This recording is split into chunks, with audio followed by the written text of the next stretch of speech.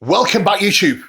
Before we get stuck into today's video, make sure you are subscribed and make sure you leave a comment below to support the channel, support the algorithm, and show me some love. 5 top off-season mistakes ruining your progress. Today, I really want to dig into the most common mistakes I see with clients and most common mistakes I have personally made that have resulted in me making less than acceptable and less than promising progress. Mistake number 1 is taking my body weight up too quickly. Getting fat and overeating is by far the biggest culprit of the off-season not only ending prematurely, but you actually building less muscle. A huge misconception that I see amongst bodybuilders is that the more you eat, more you'll grow. That could not be any further away from the truth.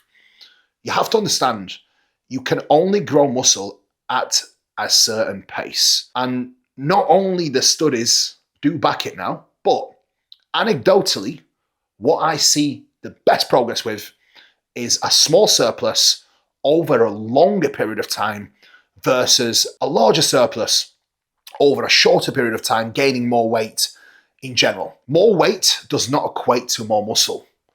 When you go into a butcher's, right, or when you buy a kilo of steak, that kilo of steak is a lot of meat. So imagine adding a kilo of body weight week by week. Do you really think you are adding muscle tissue? Absolutely not.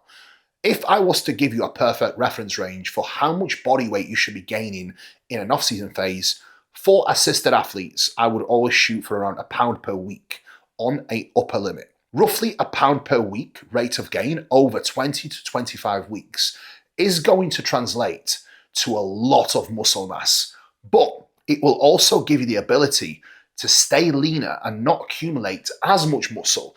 So if you have really executed your off-season well and you have gained 25 pounds from a very, very lean start point, that would probably equate to about 6, 7, maybe 8 pounds of solid contractile muscle tissue. The rest would be body fat. Now imagine what would happen if you gained 40 pounds in 16 weeks. How much of that do you think is going to be muscle? And how much of that is going to be body fat? What you also have to understand, more out of shape you get, the harder it will be to get back in shape or get in true contest condition. The more body weight you have to lose in order to get into true contest condition, the harder it will be for you to retain the muscle tissue that you need and that you have built throughout your off-season. So you have to be strategic and you have to pay attention to your training performance and assess your visuals correctly. Make sure you are posing with your trunks on throughout your entire off-season. If your lower back starts to hang over your posing trunks, guess what? You are getting too fat. Pull it back. Control your surplus. Do not overeat in one single meal.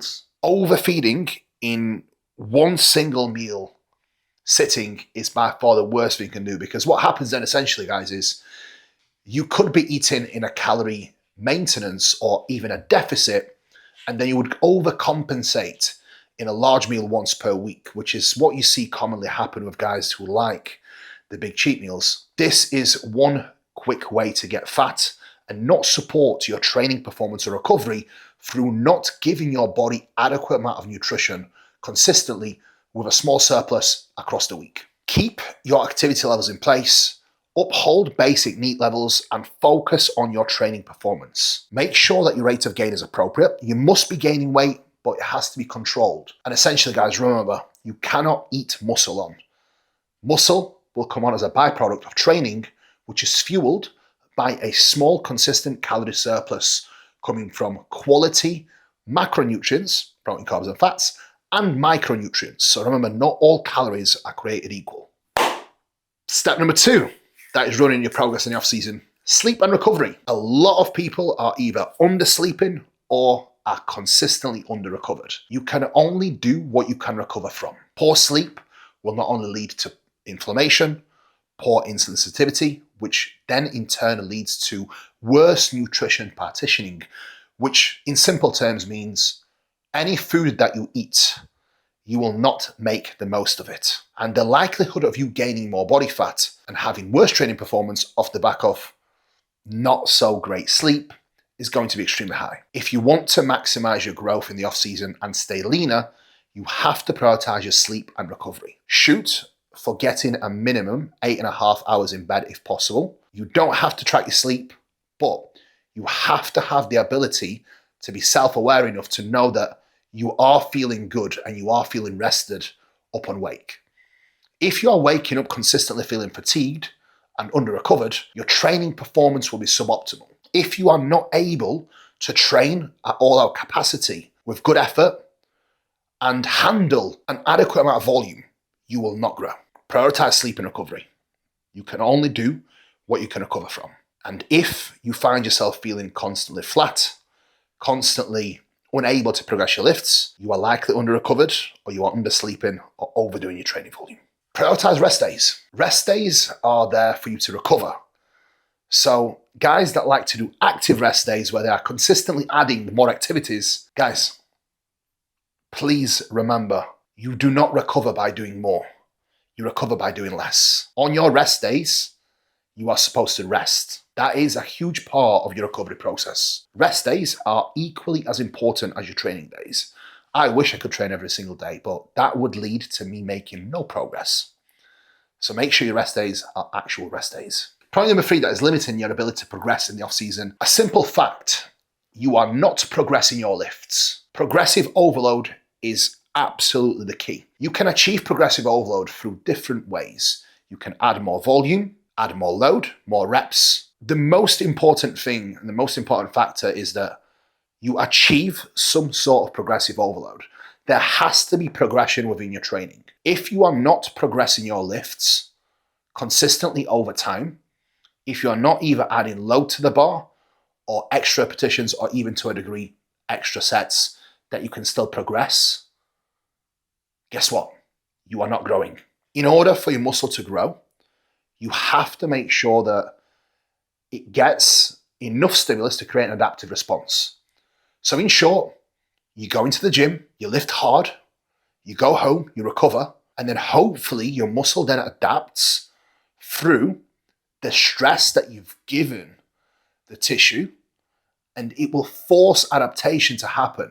Through the process of adaptation, then your muscle will grow as you break it down inside the gym. You come back in next time, and then hopefully your muscle has adapted, and then you can train heavier and keep that momentum rolling. There has to be some sort of progression. So in order to do that, guys, you need to be tracking your lifts. The reason why tracking your lifts is so important is because it gives you a clear sense of direction, but it also gives you a lot of data whether you are doing too much volume or not enough volume. If you are going to the gym and you are seeing huge progressions within your lifts and it's easy, guess what? You are not doing enough volume. If you are going to the gym and you are struggling to see progression, you are constantly sore, you feel flat, you feel tired, and you feel unmotivated, and your joints are feeling sore, you are likely doing too much volume or you are training too hard. This will impact your ability to progressively overload your lifts or see meaningful progression happen. At the same time, if you're not doing enough volume, you may be leaving gains on the table. So it's a fine balance. And the only way to truly find this out is through tracking your lifts. And the comparison I could give you is, it's like attempting to lose body weight and lose body fat without tracking your calories. It's going to be much harder when you do not have the accuracy in measurement there. Track your lifts, progress your lifts, and make more progress. It's simple. Fatigue management. And fatigue management isn't just about taking regular deloads and managing your training volume. Fatigue management comes into play when it comes to your nutrition, when it comes to your lifestyle, when it comes to your daily routine, and even your supplementation. You have to make sure that you are keeping your body, mind, and life relatively stress-free. There is only so much stress your body can handle from training, supplementation, and general life. Nutrition plays a huge role. If you are eating a ton of junk and processed foods, you will drive a lot of inflammation, and that in itself can actually drive fatigue and oxidative stress to a degree. You have to make sure that you are managing your fatigue through periodizing your training, taking regular deloads, managing nutrition, managing your lifestyle, and managing your supplementation stack. You have to make sure that you pay attention to what is the contributing factor of driving that oxidative stress and driving the fatigue. And it isn't just training. So look far and beyond that in order to maximize your ability to manage your fatigue and sustain progression as you get deeper into the off season. Point number 5, last but not least, you lack guidance, you lack accountability, you lack leadership, you lack focus, and you lack consistency. If you want to be the best athlete, if you want to become the best version of yourself, you have to invest in a coach or a mentor. And if you do not have the resources, and if you do not have the finances to invest into someone who's going to bring out the best in you, I highly recommend staying accountable to either your friend or a family member with your progression. A huge part of coaching for me is knowing that I am on a journey with my athletes and I am pushing them to be the best version of themselves. And I take immense pride in that. I always lead from the front, but I stay accountable to my clients, my mentors, my coach, and it all works in synergy to bring out the best in me and force me out of my comfort zone. Alone, we can do a lot. Together, we can do so much more. That is something you have to remember. Teamwork quite literally makes dream work.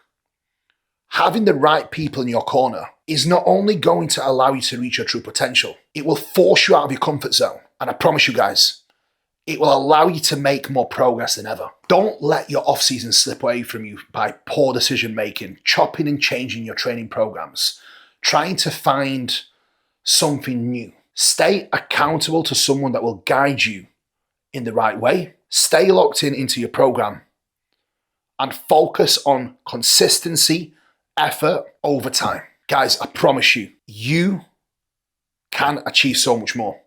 If you put all of these 5 principles in place and you are mindful of not making the mistakes that I have made in past, you will excel in your improvement season. Guys, hope you enjoyed today's video.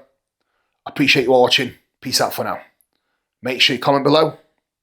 Make sure you subscribe to the channel. Much more content coming your way. As always, giving back. We're out.